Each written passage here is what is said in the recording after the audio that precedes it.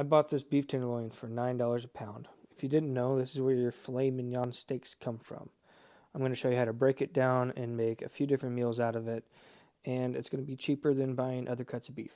So this wasn't the prettiest beef tenderloin I've ever found at the store. It was the last one on the rack, and that's probably why.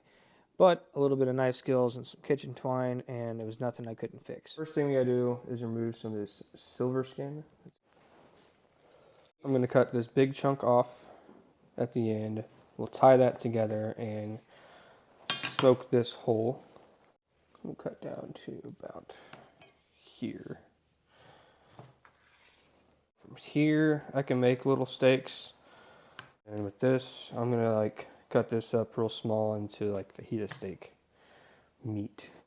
I forgot to film it, but tied this one up because it was all falling apart, and cut off a little bit more silver skin that I found on the inside of it, which made it even more falling apart. This one is pretty whole, so I'm not going to tie this one up. I'm going to season both of them, throw them on the smoker, then I'll cut them up. So I ended up smoking and searing both of those into like a redneck Chateaubriand.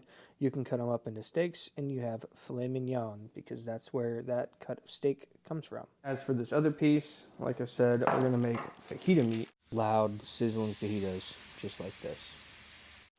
So I'm going to beat the shit out of this with a hammer and flatten it out. That'll help tenderize it a little bit more before I cook it.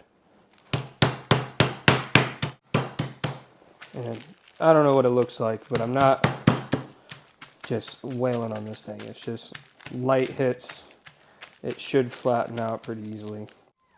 Put this in the freezer a little bit to make it easier to cut up. Doing about ½ an inch. With the beef tenderloin, it's already a pretty tender cut of meat. And then I smushed it out, so it should be very tender, so you don't have to worry about making it too thin of cuts.